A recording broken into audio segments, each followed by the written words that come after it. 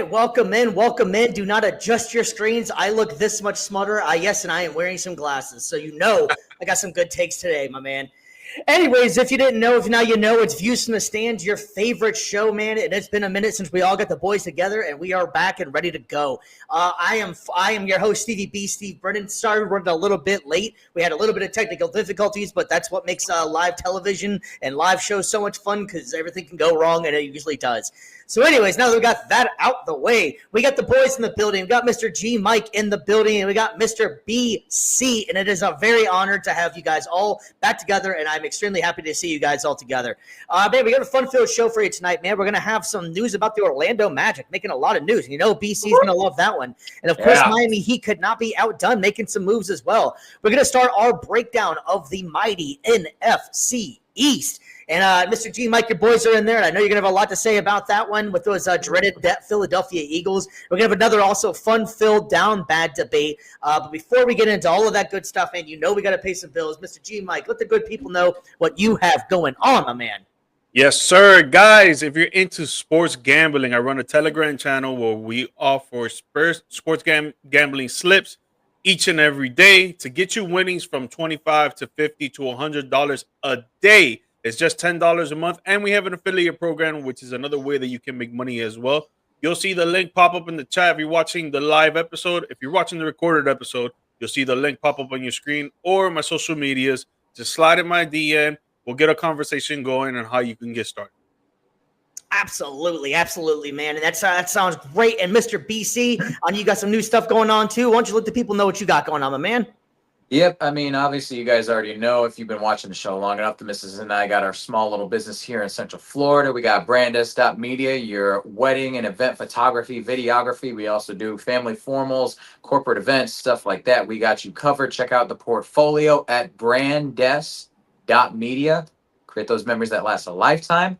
And if you're anybody you know is looking for some more voiceover work, some voiceover talent, everything, I just launched the new website a couple weeks ago, bcthebrand.com. I've got all my past resume experiences, portfolios, blogs, just kind of detailing a little bit of the journey along the ride and everything. Check it out. See if it's what you want. It's bcthebrand.com. Absolutely, absolutely, man. Well, hey, man, there's also some other stuff we got to shout out here, man. And we have the Varsity Sports Nation, man. They've been with us, riding with us very strong, and they're a great company. It's your premier sports app. If you want live high school sports, if you want live college sports, they got you covered, man. And the best part is it's a convenient app that you can download on your iOS, your Android, your Roku TV, Apple TV, Fire TV, anywhere that you get your social medias, you can find Varsity Sports Nation. Great company. I'd highly recommend checking them out. You can also find our show on demand on there. So we recommend getting those guys, and they've always been a great help to us.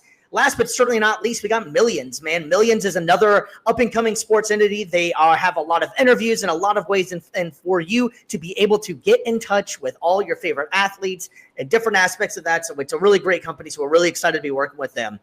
But, fellas, I don't know about you guys, but I am ready to get into something we haven't done yet. And you guys ready for this? News from the world of sports. Absolutely, absolutely. Mr. BC, if I was alluding to it a little bit ago, hitting everybody with that voiceover work, man. It sounded professional. How do you feel out there? Your voice sounded mad deep there, bro. All right. I see you. Thank you. You're not necessarily Barry White, you're more Larry White, but I mean, hey, it worked out, bro. So, anyways, man, this one's going to affect you a lot because this is your boys, and your boys are making a lot of moves this offseason, man. Mr. Paolo Banchero has signed a rookie contract, his rookie max extension contract worth around $239 million, which could be approximately equaling out, all once incentives are all done, $287 million. We got it there on the screen for you right now. A little bit of a breakdown on how this whole thing could end up playing out for Mr. Banchero. Man, it is going to be a nice day to be in Orlando for him. I can tell you that right now. He's going to be having free drinks in the club all night, I feel like. You know what I mean? Oh, yeah, he's Mr. buying. BC, your guy was a great player, man. He was number one overall pick, averaged 25.9 points and 7.5 rebounds, and he was pretty much the Orlando Magic's do-all, be-all guy. How do you feel about the Magic signing their star player to another extension? This puts the cherry on top of an amazing offseason for the Orlando Magic for sure. I mean, obviously, if you've been keeping up the draft, getting Noah Penn to Jace Richardson, signing Tyus Jones in free agency, re-signing Mo Wagner to add some bench depth there, and then also to the trade for Desmond Bane. On top of this, signing your franchise cornerstone rather, to a max extension. And for the deal they got for him, honestly, the way I think he's going to perform in the next 5 years, it's a great deal. So this is the perfect cap to an amazing offseason for Orlando. Yeah, I agree, man. I agree. And I think Paolo is the perfect fit. And honestly, Orlando has been making a lot of moves this offseason, man. So I know you've been talking about it a little bit, but this one just adds on to they're going in the right direction, it feels like. It seems like that Orlando is finally, a destination for players to go. It seems like he's extremely excited to be playing for this team. Yep. And honestly, the East seems super wide open. I know everybody keeps on talking about that, but really the way Orlando is playing that is that they see the writing on the wall that, hey, we have a chance here actually to make some real noise.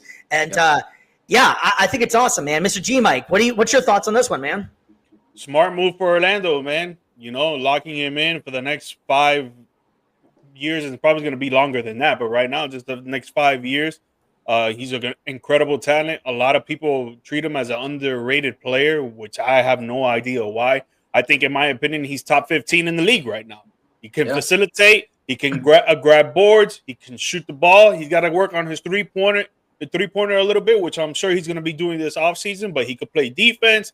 He could do everything for an NBA team, and that's what he's doing for Orlando. That's why Orlando's surrounding everybody around him right now. They brought in Bane. Wagner is doing his thing with Franz right there. They just re-signed Wagner's brother. It's gonna be great for them, and I think Orlando's on the rise. They're one of the best defensive teams in the league. So now they just need their offense to improve that much more, and which it did, bringing in Bane. He's gonna be a clear-cut shooter for them. And dude, I think Orlando can make a run, man. I think they can get to the Eastern Conference Finals if they really put it together and they get that chemistry going on offense, because on defense it's already there. You saw it against the Boston Celtics. They were playing great defense, but they just couldn't score because it was just Pablo and Franz. No one else was helping. Now you got Bane. Now you got some other pieces that maybe you're going to trade for and stuff. They just got Tyus Jones, and he's another playmaker as well. They don't need Pablo to bring down the ball no more. Tyus Jones can do that, and Pablo can play on the post like he usually does, where, in my opinion, no one can cover him. I think he'll score on anybody. So I think it's a good move for the Orlando Magic to sign him there. And obviously, well-deserved for Pablo, one of the best players in the league. BC, you got any other thoughts on this one, man? This is your guys, your boys, your team, man. Yeah, I know you probably feel excited, man. No, I mean, I'm absolutely loving the decision. Like, I love the re-signing. I love all the moves that have been made. And then I also, though, too, love the fact that all the free agency signings just blend together, make it really good. And I'm excited. Orlando is finally kind of changing the trajectory up from how they usually do business. They're changing things up from how they've usually drafted, how they've signed players. They're going not just based off of best player available, but also, too, in terms of need as well, which is exactly what they needed to do. Yeah, exactly. And it seems like Orlando in the past has, Orlando would have taken a Paolo and found a way to either lowball him or allow him to walk. And that seems like what they do is they either surround him with nothing, or they get a guy and then they build him up and then they let him walk. And so I'm glad to finally see that maybe they're finally starting to get some players that want to stick around Orlando. It's a great city. It's every time you go to Orlando, it's getting bigger every time you go. So I just think overall Orlando sports is just it's on the rise right now, man. And let's try to get that baseball team going down there. What do you think? Right. Soon. I think that's going to happen soon. I think they'll make a team soon. We'll find out. Yeah, that's definitely a TBD for right there. Well, that's not the only news we got going on from the NBA, and it's not trying to be outdone at all here, man. We have another signing here, fresh off of that NBA championship. Chet Holmgren decides to sign that rookie contract deal as well, $250 million for 5 years. Whew, my man, that's a lot of money. Jesus Christ, man. These guys are so young making this amount of money. It's just insane anymore, man. If you didn't know, Chet Holmgren averaged 15 points a game, 8 rebounds, 2 assists, and shot 49% from the field. So that's pretty good shooting, actually, for a big man. G-Mike, you like Chet Holmgren or what? Yeah, man. I think it's great for both sides. OKC just won a championship right now. And one of the reasons for that is because of Chet Holmgren. His rebounding, his defensive capability in the paint. His 3-point shooting at times, you know, he could score. He could put like 15, 20 points per game.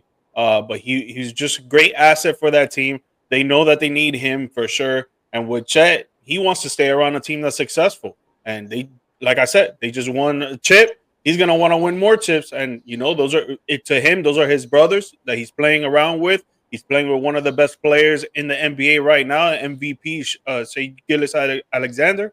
And just putting those two pieces together is great for the long run. It's good for OKC to sign him, give him this extension, and then it's just smart for Chet to stay around OKC because they're going to have a lot of success in the next upcoming years. Yeah, I agree. You know, and OKC is a lot like Orlando in the aspect of that it's a young nucleus that's gelling together. You know, now the next thing they're working on is was it Jalen Warren? I guess not Jalen Warren. Excuse me. Yeah, thank you. They're working on his deal next, and I'm sure he's probably going to want to sign as well. And so that's seems like a good thing for the NBA right now is that it's not anybody ring chasing and jumping around. They a lot of these guys can see the writing on the wall that hey, why do I want to mess up a good thing I have going on here just to make some more money somewhere? And granted, they're making a lot of damn money to begin with, so I think it's a smart thing for these guys to stick around. You build up chemistry and you build up a true legacy. If you stick around with teams, you know, you got the legends, you know, Dirk and you got Kobe and some of these guys that they played Wade, you know, they're known synonymous with the team. And Chet's young enough that maybe that's how they're going to do it. SGA, Chet, and then they got the rest of the guys that seem like they're going to stick around as well. BC, do you like the signing for the Oklahoma City Thunder? No, I love it. And again, just shouting out the class of 2022 right there for the NBA draft. Like the rich get richer in this. Chet's been living up to his end of the bargain on both ends of the floor. Obviously, he's been doing a great job as a stretch big, but then what he contributes as well on the defensive end is invaluable to OKC, especially with what they do on defense. We talked about how great their Orlando Magic's defense is, but OKC is probably, if I had to pick any team better, it would probably be them. Their ability to lock down with Shea, which we'll talk about in a sec, on the perimeter, and then you also combine that with Chet's great interior help defense, it's invaluable. And I do love seeing both of these small market teams, air quote, you know, either winning the championship, but then also still, and then the other team that's being competitive and making moves to get to the championship. Honestly, it's a little early right now, but if everything on paper goes the way it is next season, I would not be surprised if these two teams were in the NBA Finals next year. Just saying, way too early prediction, but it's an amazing move by both teams, and one is making a move to keep going, keep building on what they have. The other is to take that next step, and it's exciting. I mean, dude, OKC tried to trade up in the top 10 in the NBA draft. They try to trade up and try to get in there to try to get another player because they have so many damn picks this year and next year and the year after that. Now your star player, the NBA MVP SGA, takes a pay cut because he left a lot of money on the table that he could have gotten, but he's like, yo, you know what? I want to have my boys around me that just help me win. Let me help spread that money to Chet, J-Dub, and the other guys so we could all stay together and maybe try to win 2 or 3 more chips.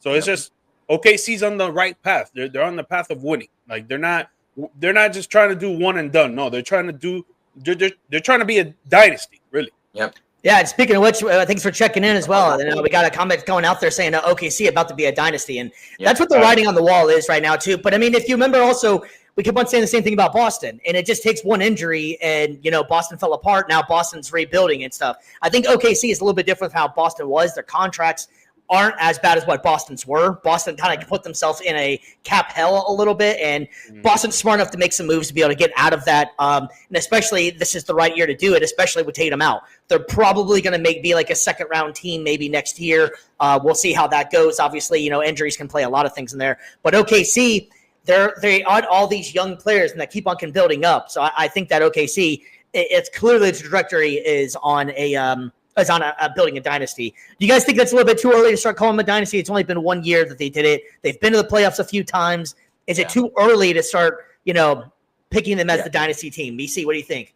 I would say, typically when it comes to dynasties, I want to see multiple seasons of success. Even repeat, I think, is a bit too early to call a dynasty. I think you need to give it like a good 5-year period and then say, have they won at least 3 out of the 5? Then I could say, you could call that team a dynasty. Like, I would say the last big dynasty in the NBA probably has to have been the late 2010s Warriors, like mid to late 2010s.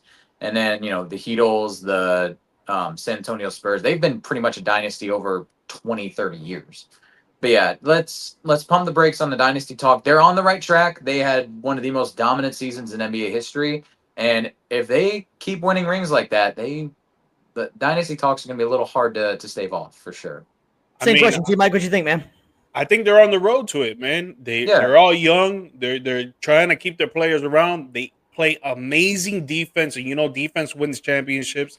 SGA is just gonna get so much better. So is J-Dub. So is Chet. And if they keep surrounding them with some great role players who actually play their roles and don't do too much or too little, dude, I think they can get to that, man. Because like you look at the Spurs, right? In a sense, was the Spurs really a dynasty? Because they won in 99, then they won in 2004, and then they won again in 2014. So 2007 as well.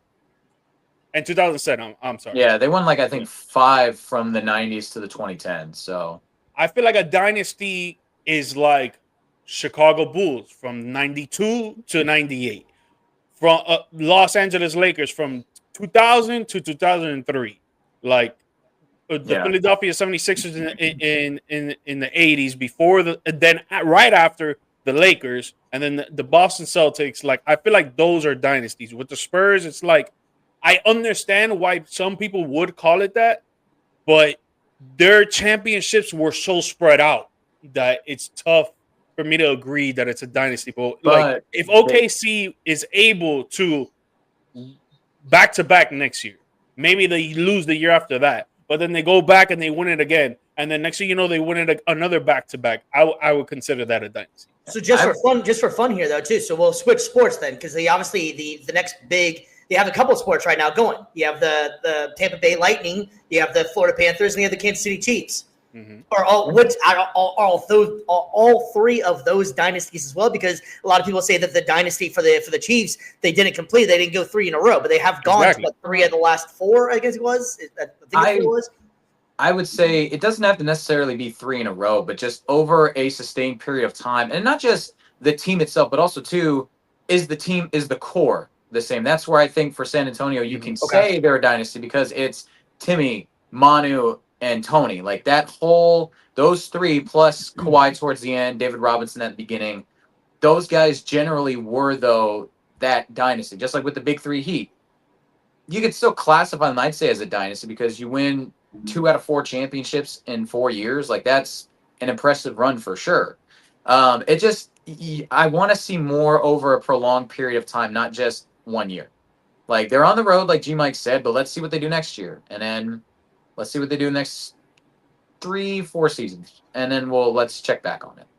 So you guys are all on. I think it's a little bit too early to start this, but they're on the right track. I think you can clearly see the writing on the wall that they're on the right track, but you guys aren't ready to say it's a dynasty yet. Like it's.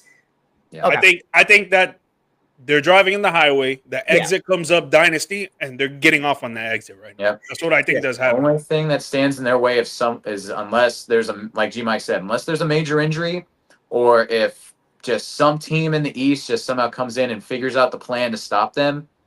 It's their league. Like they are sitting pretty right now, because all of the other champions that we've seen in the last few years haven't been this dominant.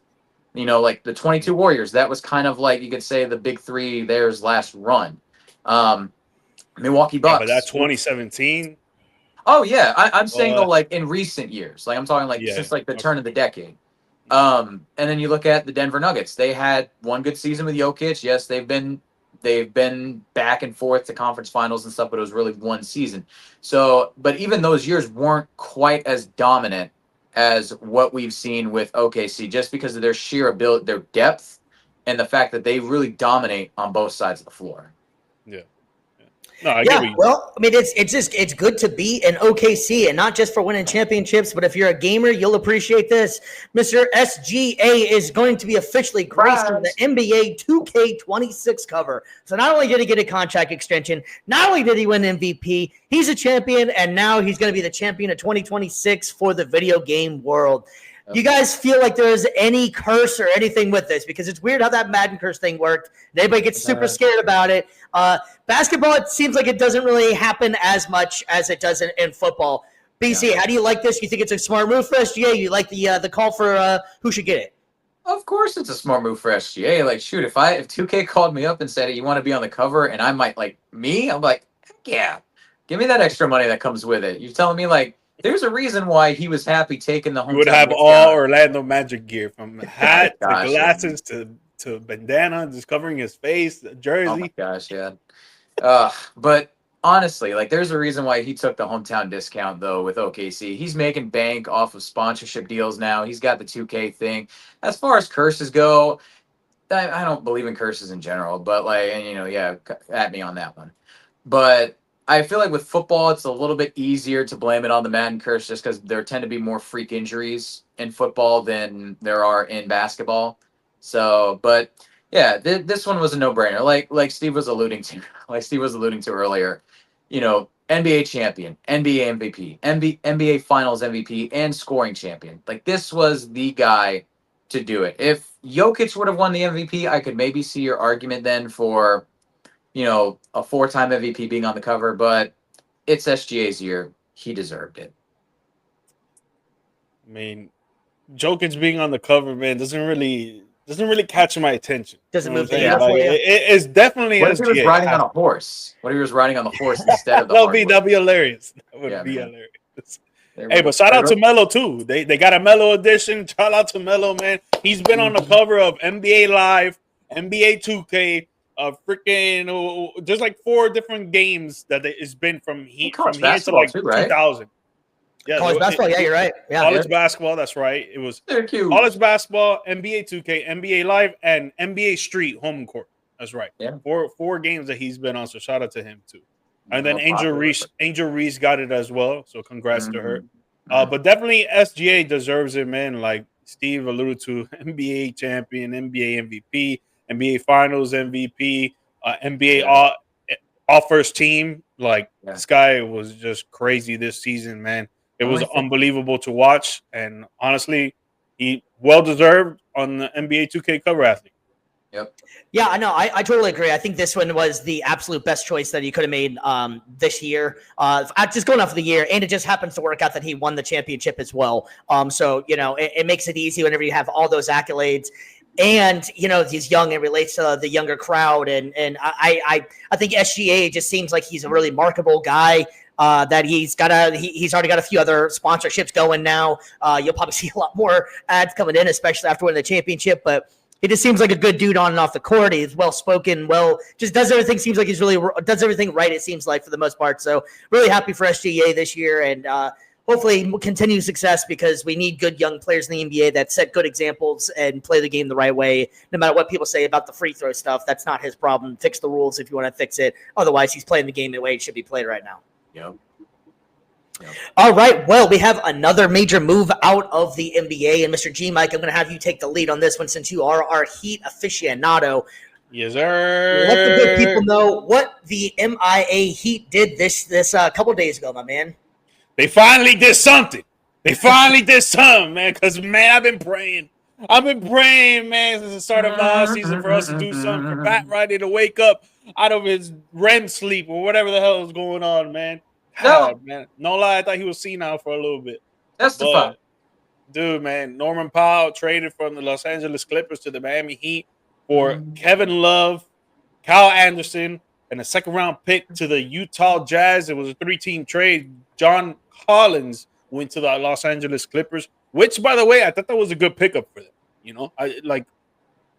Aside of the fact that they're losing scoring option, but I think they're going to try to gain that by when the Phoenix Suns buy out Bradley Beal. I think they're going to try and sign Bradley Beal. So that's why they let go of Norman Powell. But good rebounder for them, and John Collins coming off the bench. But For us, Norman Powell, great trade for us, man. I love this trade.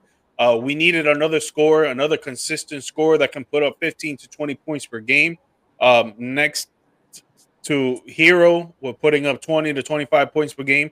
Hopefully, Bam is more aggressive on offense this year instead of being passive aggressive because he took a step back on offense, in my opinion. He is another one that can drop 20 to 25 points per game.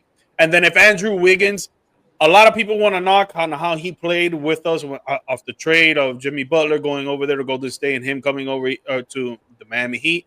But he was going through a lot of things at home with his newborn baby and all that. So a lot of people like to say that shouldn't really be an excuse, but everyone has their own problems going on at home and in your head that it messes you up with work and messes you up with your social life and messes you up with anything that you really got going on that you're trying to focus on. So these NBA players are the same, bro. If you got stuff going on at home, it's going to mess up your game. It's going to mess up your game in practice, in the games, and when the time really gets rough and the team needs you to do what you need to do to win, it's going to make you mess up. So I think with Andrew Wiggins, clearing his mind, having a good offseason with the Miami Heat, and actually coming together to try to get this chemistry going, Norman Powell, if he starts and Andrew Wiggins comes off the bench, I like it even more. But if Norman Powell comes off the bench with the second unit, that we really needed someone to come off the second unit to score for us, is going to be great for us, man. I'm not saying that we're going to get to the Eastern Conference Finals, the NBA Finals, or nothing like that, but I do love the trade for us, and I think instead of being in the play-in next season, I think we'll probably get the 5th or 6th. Yeah. BC, you got any thoughts on the trade, man? I was going to say it's just making moves in the right directions. And even if I think it shows that even if it's not necessarily the big blockbuster move, it's still something that sets you up in. That's my brother. Oh, gosh, man. Anyway, even if it's not necessarily the big blockbuster move, it still sets your team up for success. And it can be one of those moves where, look at us last year, bringing in KCP.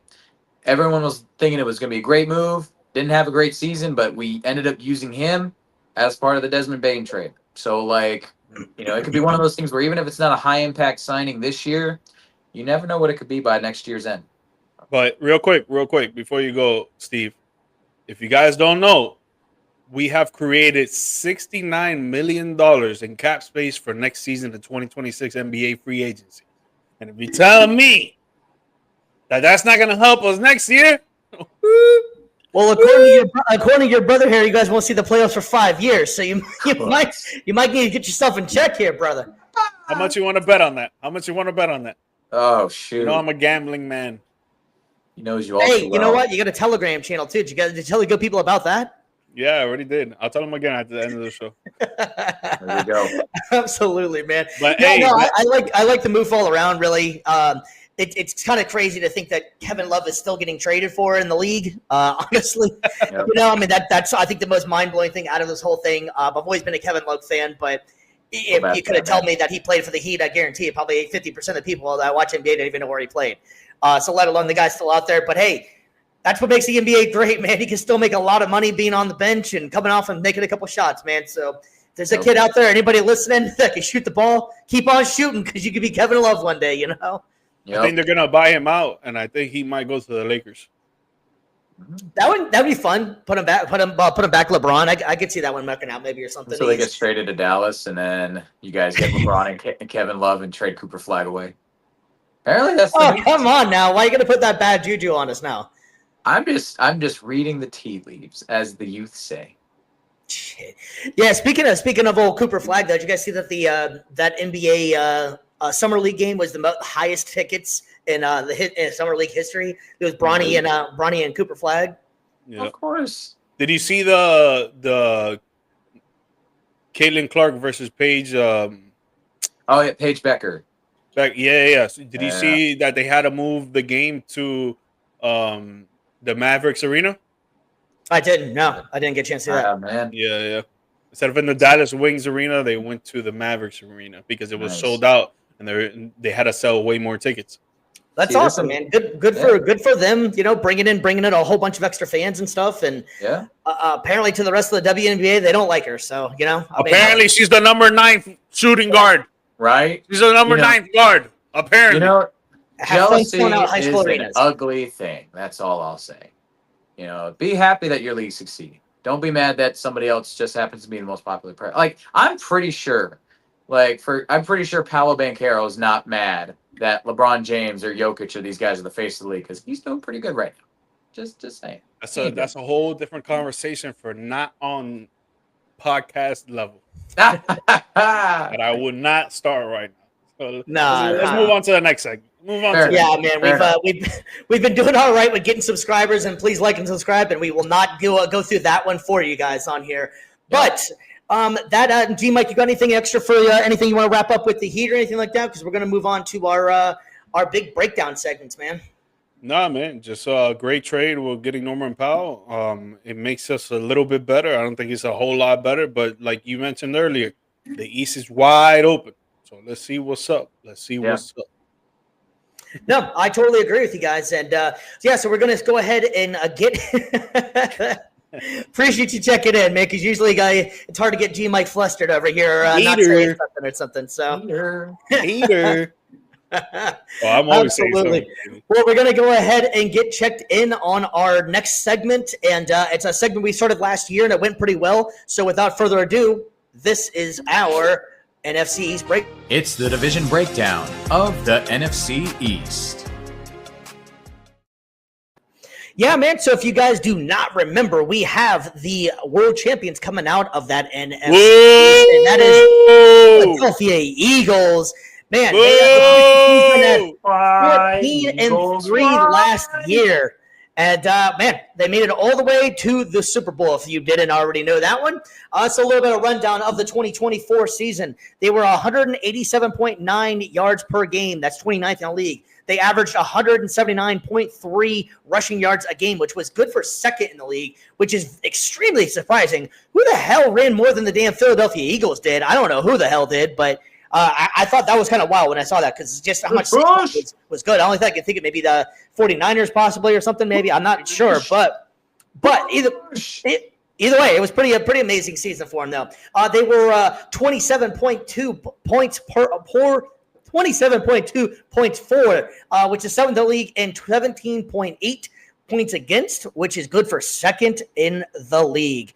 Philadelphia, man, they had some good offseason too. They ended up in their draft. They ended up picking Jahad Campbell out of Alabama, the linebacker, and their second round pick was Andrew Matuba. I butchered that one. Matuba out of Texas, and they picked up another defensive tackle. And if you look at their draft, they did not pick up one. They only picked up one offensive player out of here, except their tackles. So they didn't pick up any kind of wide receivers or anything like that because they got a pretty damn good offense going right now.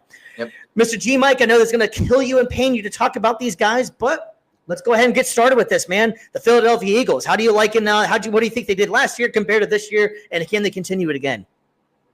They can, for sure. I mean, their offense is great. It sucks to say, but their offense is great, and it hasn't really changed up that much.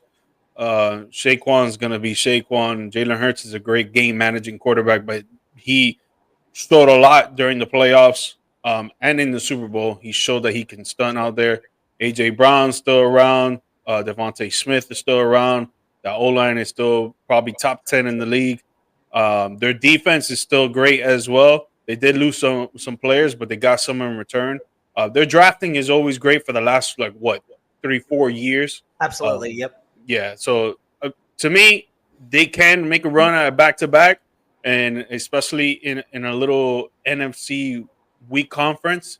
But their division, they got the Commanders in there, which the Commanders that you saw last year, they were doing great. So they got some stuff there that can maybe kick them out of the playoffs. I would say maybe they get a first one bye week. I would see them getting the first seed. But other than that, man, their team hasn't really changed, and they just remain on the top of the NFC. What about you, BC, man? We know that the Eagles obviously had a great defense and offense, and we were talking about Oklahoma City a couple minutes ago, as well as like defense and offense. If that correlates, then most of the time you end up getting championships. What do you see? Do you think that what they drafted a whole bunch of more defense again if they already didn't have a stout defense? What do you think the Eagles are heading the right direction, or are they being a little bit too weak, just not upping up on their offense? I think that they did. I don't think that it was a problem that they didn't draft any, not that many offensive players. I think that they solidified positions that are proving to be more and more important as, we're finding out later on in the season. Like obviously getting a couple of defensive tackles, getting some offensive linemen as well. Like solidifying your trenches is such an underrated thing. And that was one of the things, if you could point to as a little bit of a weakness, they didn't quite have the push that they usually did with their offensive line from previous seasons. Obviously losing Jason Kelce to retirement doesn't help with that. But they made some right moves by bringing in, Jahad Campbell on defense and middle linebacker / edge. I was really high on him in the draft. I thought the Bucs should have went for him when he was available at the time. But he's going to be a great fit, I think, next to Zach Bond and that defense. The fact that you can line him up in the middle, you can line him up on edge, really use him as a Swiss Army knife in the front seven. That's going to be, I think, a very underrated signing / draft move right there. And then obviously though too, obviously losing guys like Darius Slay, James Bradbury, everything, like losing some cornerback depth there hurts. But again, they found ways to still add depth at all of those positions in the draft and in free agency. So rich get richer. Getting rid of the old and coming in with the new. Yeah, no, I completely agree with what you're saying too. And I felt like Campbell was such a Eagles draft pick. Like that one, of course, he landed to them. He fell in the draft. Most people had him as one of the, a top 10 pick in the last year's draft, and he just falls to the Eagles. And like you're saying, to the rich get richer. And like you were just talking about it too, Zach Bond had 151 tackles by himself, and now you're going to add another guy that could easily help him out and get some more tackles in there. It's going to be tough for anybody to really be able to stop those guys. And that offensive line they got drafted a couple of backups in this year's draft, but that offensive line is so stout and so meaty. It's just a bad offensive line, man. They're just a bunch of bad dudes that win in the trenches for you. It's pretty remarkable what the Eagles were able to do, considering that Jalen Hurts only passed for 2,903 yards and they won the Super Bowl. In an era where everybody is throwing, Eagles went old school, beat you up on defense, and ran the hell out of the ball. Jalen Hurts also, he didn't lose you any games, and that's a pretty important thing, I think, as well. Overall, he only had 5 interceptions. Granted, he only threw the ball not as much as most of the people, but only 5 interceptions. So it doesn't necessarily matter. He's only throwing 2,903 yards or whatever that was, whenever you're not turning over the ball and you're just letting the clock keep on going because they're running the ball so much. And he's a threat as well. He's almost a running back. You almost have 2 running backs out there whenever you have Jalen Hurts run whatever option that he needs to run. So I think that it's I think it's pretty cool. I think it's pretty cool what the Eagles have done. I think they're pretty smart. I think that they are just keep on getting richer, like you were saying as well, man. I don't see any really weaknesses in their game going forward. Maybe that their wide receiver core is still really good. You got Devontae Smith and you got AJ Brown. I honestly thought Jahan Dotson was going to be a lot more of a factor whenever he got traded over there, but I mean, he barely did anything out there, and they still were able to dominate and win. Just goes back to how impressive Saquon Barkley was. And if you need to remember, 2,005 rushing yards in the season. Yes. Hell of a season for Saquon Barkley. Yeah, it was an insane year for the Eagles and everything they were able to accomplish. You guys got anything else for the Eagles' outlook on the season? Just what you were mentioning before. I mean, I'm looking at the 2024 postseason stats, and it's exactly what you said. They ran the ball and they focused on defense and not letting the other team run the ball. Yeah, the other teams they had 1,071 yards, passing yards in total, but when it comes to their rushing yards, they had 818, and their opponents only had 366 rushing yards against them. So they were just playing in the trenches for sure. They were playing old school football. Run the ball, and stop the run. Yep. Yeah, it goes back to that old school mentality, man. It defense and run, and it works. And that still goes back to, it cracks me up. That was also going into that year too that we were talking about running backs overrated. They're a dime a dozen. Anybody out there? Enter Saquon Barkley with his 2,005 yards, Ergo Derrick Henry last year too, almost matching him as well. Two guys almost going over 2,000 yards in the same season is just ridiculous. But the running backs were dead apparently, So I just think they went back old school. Yeah, and I mean, again, like I thought I was going to say about it. Yeah, it might be a bit too early of a prediction to kind of like throw out or whatever. I know we're going to probably save our predictions a little bit closer to the week, but again, they're my early favorites for the NFC for a reason. Yeah, I think so too, man. It's tough to bet against them, especially the Super Bowl champs. It's kind of wild too if you go back to the Eagles and the history too. Is fire Sirianni. I think we had it on here. Who was going to get fired first, Doug Peterson or Nick Sirianni? We were talking about it big time last year, and it turns out maybe they made the right decision and they ended up giving him an extension as well. So the Eagles. It's going to be interesting as well because they also lost their offensive coordinator again. They ended up going out to the New Orleans Saints. So that's going to be interesting to see how they rebound off of that. The last time that happened for the Eagles was when Shane Steichens and Gannon left, and their offense was a little bit shaky. But I think they got a good system going, and I think they understand that what they got to do and who they are. They're a big, bulky, badass team. To be honest with you, yeah, I think that's just who they are. All right, so we're going to move on to the next in line in the NFC East, and we're going to move on to those Washington Commanders, man. And they were definitely a surprise team this year. I remember we were all making our predictions, and I thought that they were going to be pretty good. I thought that Jaden Daniels was going to be really damn good. I didn't expect this one, and if anybody said that they really expected it, besides being a diehard fan, they were full of crap, and no one ever saw this team coming out. They did. They were pretty damn close to knocking off those Eagles to go to the Super Bowl. If they would have done that, Jaden Daniels might have went down as the greatest rookie season of all time if he were able to pull that one off. But if you need to go back to the season, the Washington Commanders finished at a record of 12-5. They also finished the year at 215.6 passing yards, 154.1 rushing yards, which was third in the league. 28.5 points for, which was fifth in the league. Points against, 23 even at 18th in the league. Forgot to say it before, but the passing yards was 17th in the league. All right, BC, you're up first right now. You're up on top, man. Wow, Washington, what a season it was for them, man. What's your thoughts on them? No, I don't think that there's really anything else that we can say other than like biggest shock of the season. Obviously we knew Jaden Daniels was going to be, I thought he was going to be the best rookie in the draft class. I don't know about anybody else, just his athleticism that he had, his skill, his ability, and then just the way the team kind of molded around him, kind of came around him, and just they all unified together, especially after the week 1 loss in Tampa. They surprised the heck out of me. Like, I was not expecting, and they still have holes, don't get me wrong. Like, the defense still has some holes in the secondary for sure. But they were able to plug those this past season and Trey Amos in the draft. In the draft. And then, but just on top of that too, the way that they play together, they were able to get some revenge on the Bucs in the postseason game. They grew up quick. So that's where I think that a lot of those players gelled together, matured together. And then just in the offseason, being able to bring in several players like Deebo Samuel, Michael Gallup, Nate Herbig, just really solidifying certain positions on offense, trying to fill in defense as well. And then just a little trivia, because, being Bucs fan, everything, former Buck Matt Gay, highest paid kicker in the NFL. Now they've got him on the team. Obviously, kicking almost cost them a shot at moving on to the next round in the postseason. So showing up that with a certified Pro Bowl talent there will help.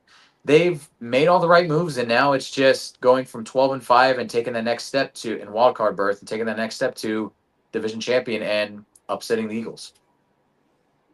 Yeah, and before you go real quick, G-Mike, too, you can't forget who they also made the trade for as well. But you already mentioned Deebo Samuel, but they also got Larry Tunsil as well coming in over there, man. So that's a major move. And Larry Tunsil's a great tackle that's going to really affect that line for him and really help out. And he's a veteran that knows how to play. And Jaden Daniels seems like a very receptive, coachable player that wants to learn and always get better. So I think having a veteran that's been around the league for a long time, that's played with some real talent, that's going to help him out. G-Mike, man, you're up, man. I know it's not your Cowboys, but still. I like the moves that they did on offense for sure. I think they've improved on the receiver side, the offensive line side. Jaden Daniels is going to keep on getting better and better. You could tell that he's an intelligent quarterback the reason why he won Heisman. There's a reason why he got his team to the NFC Conference Finals and NFC Conference Championship. I'm sorry, and I'm not worried about their offense at all, right? But when I look at their defense, it's like, to me, they didn't get any better, and that was their problem throughout the season and in the postseason. Like, I'm looking at the postseason stats here. 531 rushing yards their opponents had. 767 passing yards their opponents had. Their opponents had 5 sacks. They only had 4 sacks. Their opponents had 14 touchdowns. They only had 10 touchdowns. Obviously, that's with the offense. But if your defense is not helping out your offense to work, right, you're just gonna think that, okay, our offense is gonna shoot it out with their offense, and we'll see who wins at the end of the game, like the Tampa Bay Buccaneers and the Atlanta Hawks are what they were doing all season. Yep. If you got defense like that, you can't really expect to get back to where you were. Their defense didn't improve, so I don't expect for them to get back to the NFC Championship game, honestly. Maybe wild card, because I do believe that their offense is that capable, but teams are going to know how Jaden Daniels is going to play now. Again, he is an intelligent quarterback, but defenses are also intelligent as well as a whole. So they're going to know how he's going to play. They're going to see more of his tendencies and stuff like that. And when you got a team that is not good at running the ball at all, it's going to be tough for Jaden to really do as much work as he was his rookie season with all the knowledge that the defenses are going to know with him. So I think they need to improve more on their rushing attack, and they need to improve on their defense when it comes to passing and rushing, for sure. Yeah, no, and it's not great whenever your quarterback is your leading rusher on the team with 891 yards. So I think they should have addressed that a little bit more. Something I think that is a big question right now for the Washington Commanders is Terry McLaurin. Terry McLaurin is pretty upset with the team at the moment. He wants to get paid, which he rightfully so. Terry McLaurin coming off his best season, had 1,096 yards. He was their main weapon on offense besides Jaden Daniels. Hasn't really shown up to camp and has made it pretty clear that he wants to get paid. Terry McLaurin, I think, deserves to get paid. He's been a loyal guy for pretty much his entire career, and he's getting at that age where I think he sees the writing on the wall that this is probably going to be his last major contract. So I think they need to figure that out before this goes any further. They did pick up Deebo Samuel, like we were saying as well. But let's face it, Deebo Samuel, the way his style of play, he's constantly been hurt in his entire career. He hardly ever finishes the season if he ever has at all, really. So I think it's extremely important, especially for the development of Jaden Daniels, to have his dominant number one wide receiver. Let's face it, too. You got, Zach Ertz, who isn't getting any younger, still put up some really good numbers for his age for a tight end. They got Ben Sinnott there as well. But having said that, you want Terry McLaurin in the room. Terry McLaurin is one of their unquestioned leaders. If you see any kind of social media posts or anything like that of the Commanders, it's almost always Terry McLaurin has something to do with it, or he's giving the locker room speech. He's your rah-rah guy, and he keeps the gel together, and he keeps the team together. So I think that the Commanders need to figure that out with him, get him paid, even if it's a short, large-term contract, of 2 to 3 years, because he is reaching 30, I believe, this season.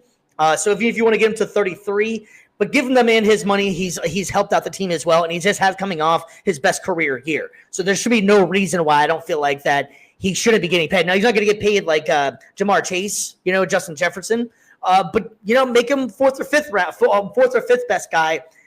Show the man some respect, man. Give him a high money, short-term deal. I think that's what they need to do for him to make sure that's squared up, because you don't want to see that guy walk out, and you don't want to see him playing for another team as well. No, if they let him go, they're going to digress 100%. Yeah. I totally agree. So I think that Terry McLaurin is extremely important. Now, I'm excited to see what this would look like, too, with Terry McLaurin and Deebo Samuel. They're a little bit different type of guys. Deebo is such power, such aggression, and Terry McLaurin's one of the finesse, the route runner. Terry McLaurin's one of the crazy hands. Yeah, he's great wide receiver. So I think that's going to be an interesting dynamic duo. I would love to see them possibly get maybe a number 3 as far as wide receiver, or even maybe like an Amari Cooper that's out there, something like that. Maybe another veteran. Amari Cooper's not raising the needle anymore, but I think if you add Amari Cooper to that offense, I think that'd be pretty something to mess with there too. So I'd like to see Washington maybe get one more wide receiver, at least for Jaden Daniels. But Zach Ertz is still playing pretty well as well. So I think Washington's heading in the right direction. I just think they have a little bit more holes. And I don't like you. I kind of agree with what you're saying. I'm not sure if I'm going to be able to see them going back to the NFC Championship game. I think that they blew away expectations. Pretty much everybody's expectations in that aspect. I can see them definitely being a playoff team or being very much in contention, but I think it's going to be a little bit difficult. I think they're about a year too early for their expectations where they're at. I think they're 1 or 2 players away from being actually legitimately elite. Mm-hmm. But yeah, I think they were an exciting team though. It's awesome whenever you have a rookie come in that can do what Jaden Daniels did and really show the fact that he could be one of the faces of the league here in a couple of years. So. Shout out to Jaden Daniels and the Commanders. I love Dan Quinn out there. Happy that he got a second chance at coaching, and it seems like it worked out pretty well. Everybody seems to like him out there, and Cliff Kingsbury seems like he's doing pretty well with him as well. So I think the Commanders are going to be fun to watch. So moving on to Mr. G Mike's team, America's team, the Dallas Cowboys, man. The Dallas Cowboys finished the season at a record of 7-10. They were 11th in the league at passing yards at 227.2. They were 100.3 rushing yards per game, which put them at 27th. They were 20.6 points for, which is 21st. They were 27.5, which was 31st in the league. And they drafted their first round pick, number 12. They drafted Tyler Booker, and they got an edge rusher out of Boston College in the second round. Mr. G Mike, how do you feel about your Cowboys? Just like the Commanders, man, our defense is just trash. I mean, our secondary was horrible last season. Our rush defense was pretty bad as well. And we made a little bit of improvement in both categories, but it's not enough for me to think that we could even make it to a wild card game. Our offense did improve when it comes to the receiver room. We're getting George Pickens. I think that was a good trade. Another receiver for Dak to throw to for sure. But our running back room is cocky. It's not good. We got 3 running backs that we're gonna try and rely on. That honestly, that I don't even have a lot of upside for at all. I think it's just gonna be horrible with our rushing yards, just like it was last season. We only had 1,700 rushing yards. I mean, you would think that was good if that's coming from one running back, but it wasn't. It was coming from 3 running backs. So, just trash for sure. My brother there laughing at me. The front office. Anytime you bring up the Cowboys, somebody's gonna say they suck, man. 100%. It is what it is. But we do. I mean, right now we do suck. I don't see us getting out of our division, even getting second place. I think the Commanders can take that because of their offense. I think we still need to improve on our running backs. When it comes to our passing, I think we'll be straight. I think we'll be good in passing. We had 4,000 total passing yards. That's up there with the top half of the league for sure. With a lot of playoff teams too. But our secondary, our defensive rush attack is horrible. Our pass and rush attack is horrible when it comes to defense. And then we just need more rush attack on offense. Let me ask you this here too. Are you nervous about Dak coming in this season? He just recently was quoted by saying, "I'm as healthy as I'm going to be." In the offseason. Are you kind of nervous about Dak's health, or do you feel like he's going to be okay? Training camp's he's gonna work all his kinks out in training camp. That was a pretty severe injury he had last year. I believe he tore the hamstring off the bone completely. So that's a pretty severe injury. Are you nervous about Dak going into it? Nah, I'm not nervous about that at all. What I'm nervous about is the defense. I think we're gonna get most teams are gonna score 24 more on us, honestly. Because I think our secondary can't cover. I'm trying not to curse no more on this, so let me just keep PG. But they can't cover anybody, and then our rush defense, we can't stop anybody from rushing the ball on us, and especially when we got the Philadelphia Eagles in our division with Saquon Barkley running up the ball and so many yards and so many touchdowns. It's going to be tough for us to get some wins. Even in our division, it's going to be tough for us to get wins. And then with other teams that we play. They always give the Dallas Cowboys some hard teams to play. So we probably don't have the toughest schedule, but we're right there in the top 10, top 15 for sure. Yeah. All right, BC, man. G Mike just unloaded a lot for the Cowboys, man. What you got? What's your thoughts on the Cowboys this year? I mean, I usually like to try to be the optimist most of the time with these situations, but yeah, I mean, it's just another rough year. It's just a weird phase for Dallas for sure. And I mean, I will say this: it's sad for me to say as somebody who used to play offensive line, seeing the great Zach Martin, probably the last great Cowboys offensive lineman from those like 2010 squads has finally called it a career. Like, Crazy. happy retirement to him. One of Mhm. best of this generation for sure. But again, that one of the biggest things that always I know for sure helped the Dallas offense was that offensive line, and losing Zach Martin is definitely a huge blow to them too. Like, yes, you were able to make some good draft decisions, getting Tyler Booker in the first round. I thought getting Donovan Love that pick. Ezraku. What's up? That I love that pick, our first pick.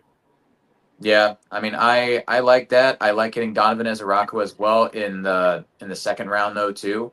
Mhm. I think he was an underrated player. I think that he definitely is going to end up being a steal at that pick. But yeah, and even getting Siobhan Revel out of East Carolina too in the third, another guy that I think fell to you guys again, another potential steal. There's just a lot of holes in Dallas for sure, and it's one of those off seasons where there's not really much you can do other than just keep taking baby steps to kind of get towards that next level for you guys. And it's one of the things that sucks about being bad but not bad enough to really get like super high draft picks. But Bucks were in that situation a few years ago or a few years before Brady came into town, and all they need is just that one guy. So that I would say maybe Dak's not necessarily that guy for Dallas, but never know. So I'll guess I'll be the optimistic one in the room in this one, man. I don't think the Cowboys are going to be as bad as it seems like on paper. Please, I think their offense is going to be exciting to watch. I think they're going to be really good this year. You know what they remind me of? They remind me a lot of the way it's on paper right now. The way their defense looks is they remind me of the Cincinnati Bengals of last year. Couldn't stop anybody, but they're going to put up 35 points. And I think with the adding George Pickens and having CeeDee Lamb, I think you're right. I think Dak he may not be as mobile, but I don't think Dak's ever had this many good receivers at one time out there. So I think it's going to be interesting to see how they do it. Schottenheimer did have some really good success with Dak Prescott, so I'm interested to see how they make the passing game work with that. I think the defense, you're right, I think is going to be one of their big issues, and I've been saying this for a while too. I'm surprised they didn't go after any of the other running backs that were available. We'll see how it goes. Javonte Williams was supposed to be the man back a couple of years ago. He just constantly kept on getting hurt. This will be, I believe, his first year, and that he's actually going in pretty much healthy. All the other years, they kept on getting rushed back. He had some pretty significant injuries. So we'll see how that actually goes for the Cowboys. Blue out of Texas is a pretty decent back as well. I was kind of surprised out of all the major running back class they had this year in the draft that they did not go after more of a higher profile. They could have got was it Arian Hampton? They could have got him in the 12th pick. They could have gotten a couple other guys before they landed on Blue. They waited they hit that lull where a lot of the top tier guys were kind of taken. They could have got Judkins. There's a lot of guys they could have taken that were higher name guys for their running back room instead of settling for Miles Sanders, Javonte Williams, and Blue. Hell, you could have kept Rico Dowdle, who had a pretty good season. Why they let him go, I don't really know. So that one's kind of puzzling to me. But they remind me almost exactly how Cincinnati was last season, where they could score with anybody, they can put up points. Defense is going to be a major issue for the Cowboys, let's face it. Maybe some of these guys can step up, but I do think that's going to be their major downfall. But I don't think it's going to be as doom and gloom as it sounds and how it looks on paper per se. But I do agree with what you're saying. The defense is going to be their major Achilles heel, if you will. Mm-hmm. Yeah, hopefully the young dudes can step up and, they actually show some like Jaden Daniels type season. But anything's possible. Tough. With defense is tough. It's way tough. Well, especially you don't have the ball in your hands. Jaden Daniels had the ball in his hands, so he was able to control his own destiny to a certain extent. But keep an eye out for Ezraku, though. I think that with Micah Parsons on the other side, he'll command a lot of attention. So I could see, honestly, Donovan being one of those guys that could get 10-plus sacks and being a defensive rookie of the year candidate.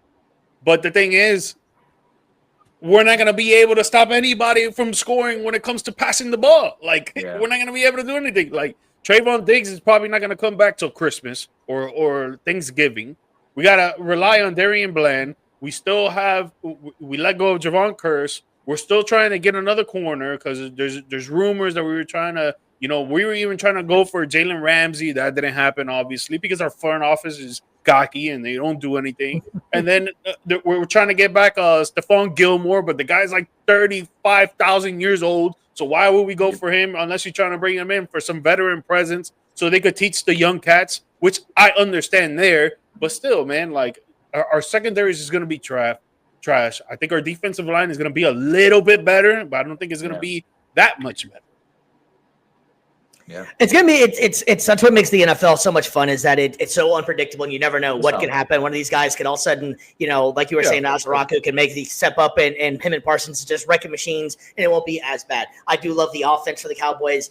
It's just going to be a long season on the opposite end of the ball, in my opinion. All right, well, we have one more team left in the division, and that is Big Blue, the New York Giants. New York Giants finished the season at 3-14. They had 189.9 passing yards per game, which is 28th in the league. 104.9 rushing yards, which was good for 23rd in the league. Points for were 16.1, which was 31st in the league. Points against was 24.4, which was 21st in the league. They did make had the number 3 pick. They drafted Abdul Carter. They made a move and got Jackson Dart, the quarterback out of Ole Miss. And one of my favorite picks, which I'm interested to see how they're going to do it. They ended up with Cam Skattebo, but that's later on in the draft. But I absolutely love Cam Skattebo. I think he's going to become extremely fun to watch if they're able to use them. Do you guys have any kind of hope, any kind of outlook, any kind of thoughts? They got Russell Wilson coming in. I thought Russell Wilson's going to finish out the season. Russell Wilson seems pretty happy to be in New York. He seems excited. Wilson, baby. They got Russell Wilson in there. They got Jackson Dart. And don't forget, old famous Jameis. They got Jameis Wilson. Jameis there as well. Winston. I think Jameis Winston more than Russell Wilson right now. If you're a fantasy football player, you want Jameis Winston with the ball. Give the ball because more corny. Yeah, you want Jameis Winston with the ball if you are a fantasy football player because he will pepper the hell out of Malik Neighbors. What if I told you Jameis Winston would go 30 for 30 twice in his career? Yeah, seriously, man, it's insane. The outlook for the Giants is interesting, man. It's kind of bleak at this moment. Dude, can't forget though the legend Dommy Cutlets in the QB room. How you doing? Still there. The greatest QB room in the NFL right now. He's gonna bring the spaghetti. Go.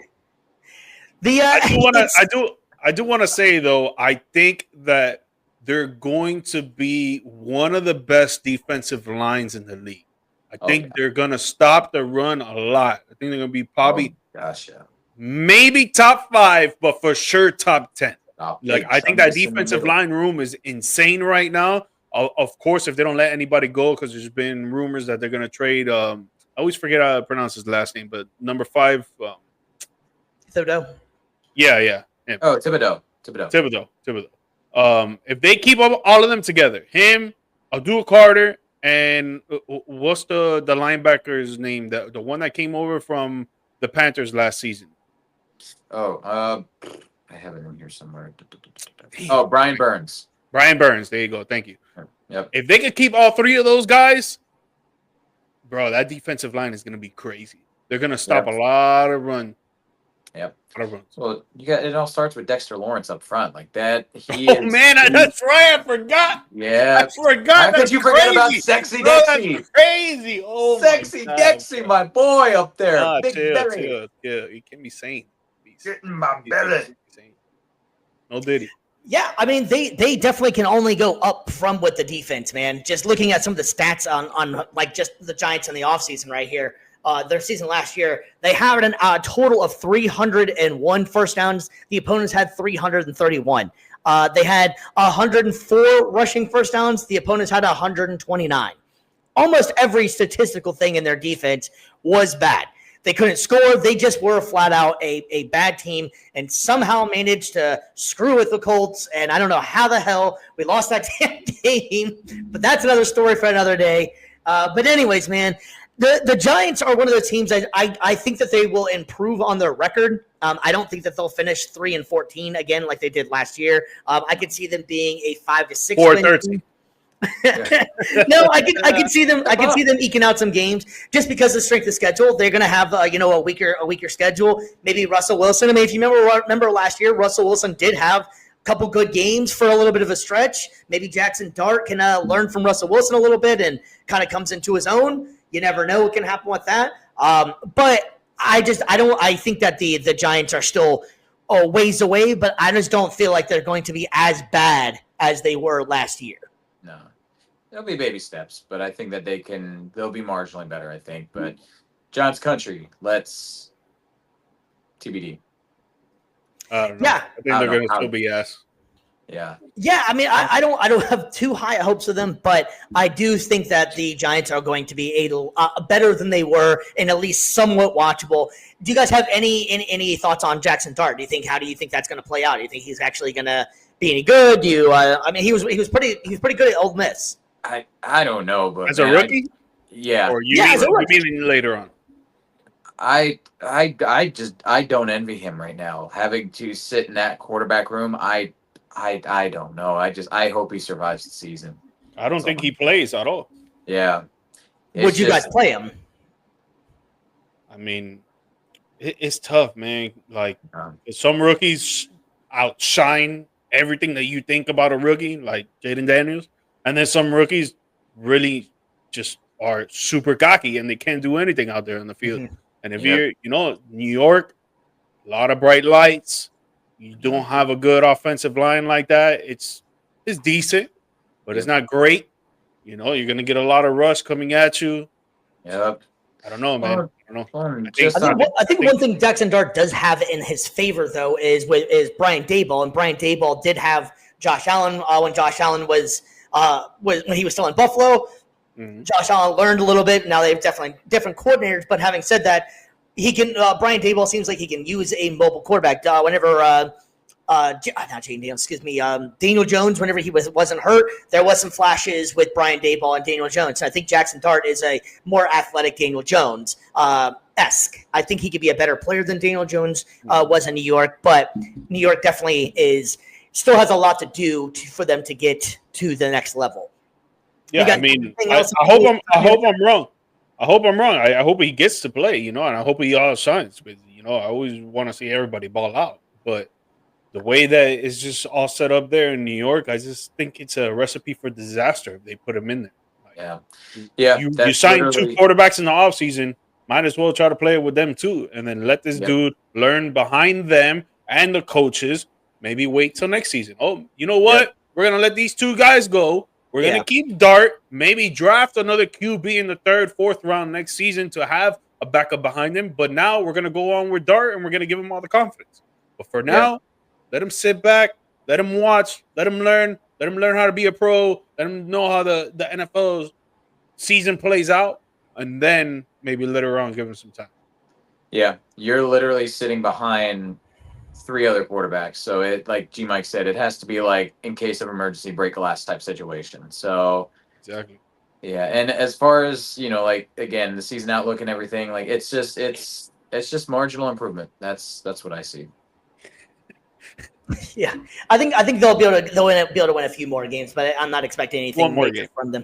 A couple more games at least, maybe, or something. I don't know. We'll see. But what we're not going to end up doing right at the moment, right now, we're not going to go ahead and give our predictions on it because we're going to do that later on. When we give our predictions later on, so we just want to give it kind of a breakdown, just give our insights on what we have going on. But what we are about to do is something very fun, which I know you guys all enjoy a lot.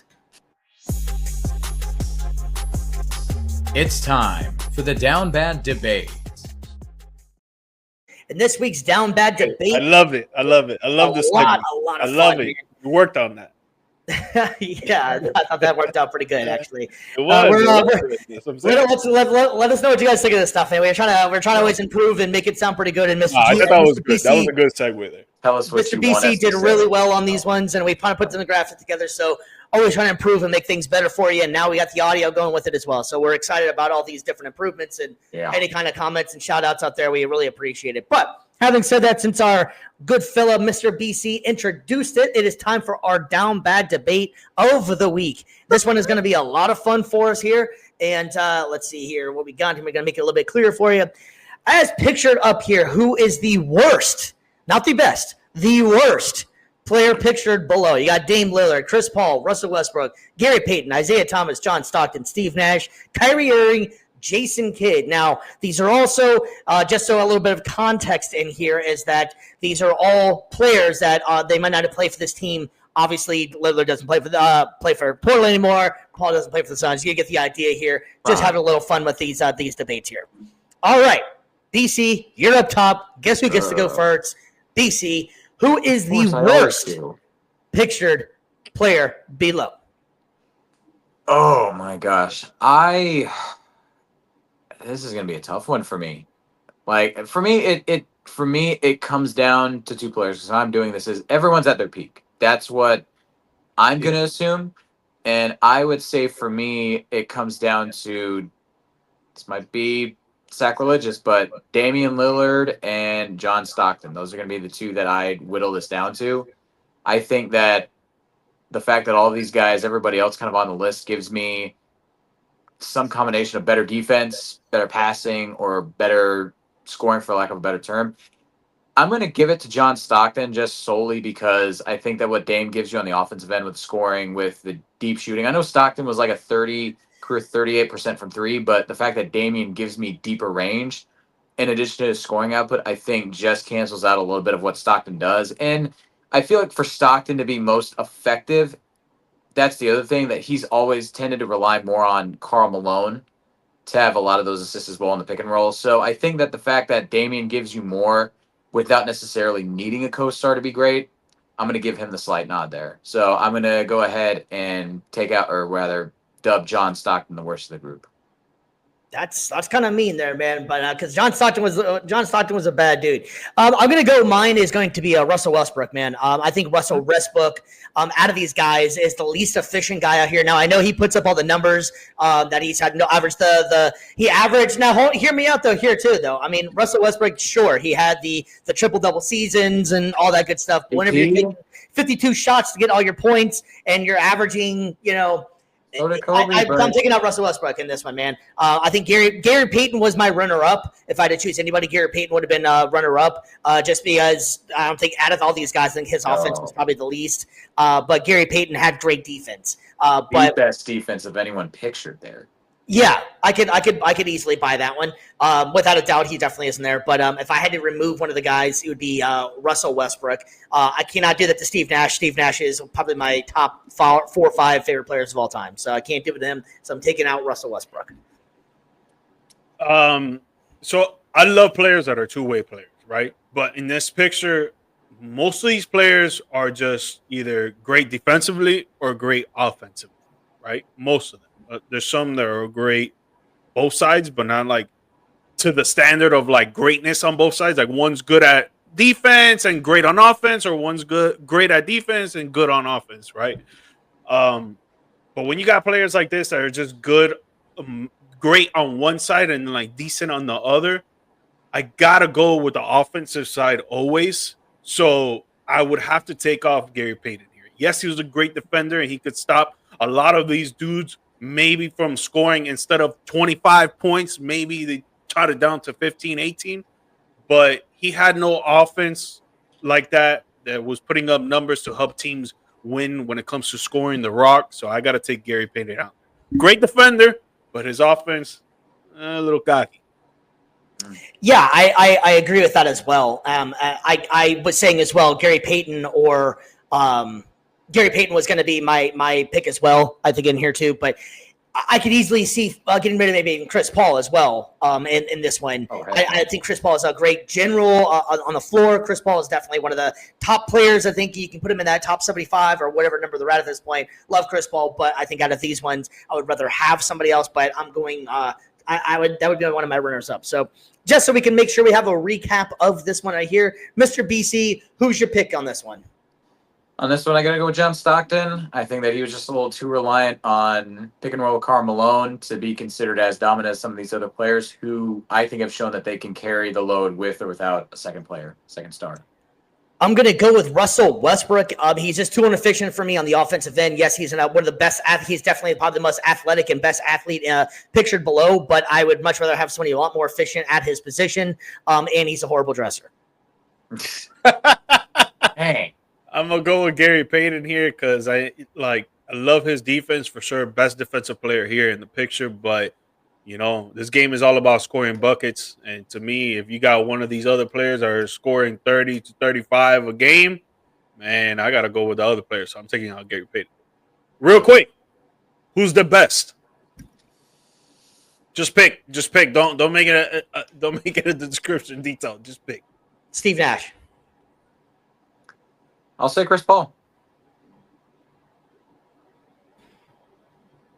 Kyrie Irving. Okay.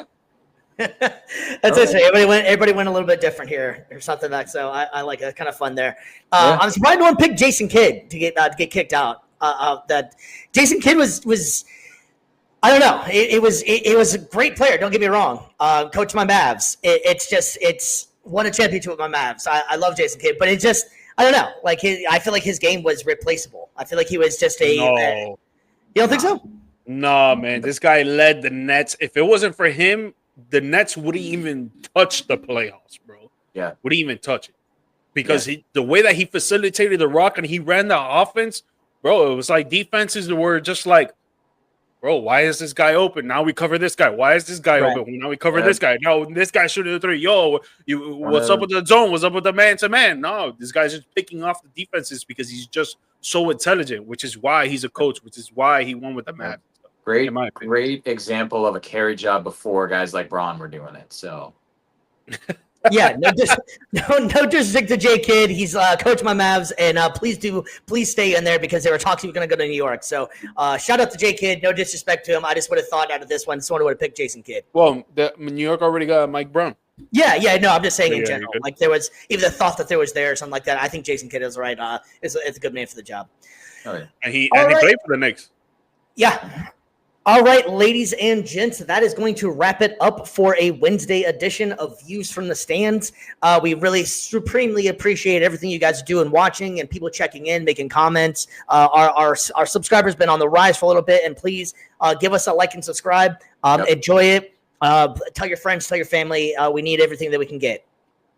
Yep. Guys, please like, subscribe, and share the show with your family, friends. If you're walking down the street with some stranger that you're passing by, just let them know about the YouTube. Let them know about the podcast. Let me know about the audio podcast. Let them know about the social media links, man. Come on, man. We need that help. We want that help. We love the support that you guys are giving us, and we want it to continue to go on. Yep.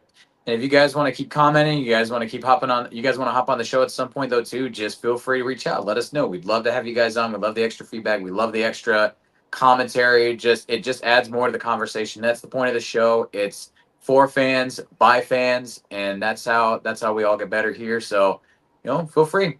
We're ready for it. Yes, sir. Definitely, man. All right, well, that is going to wrap it up for the show, and we will be back hopefully this weekend. If not, we'll be back next week, and we'll be breaking down next week. We'll be breaking down what? So we're going to move the AFC side, so we'll be doing the AFC East, which was got a lot of fun division out there too. So really appreciate everything. Like and subscribe. We're out of here, man. Peace.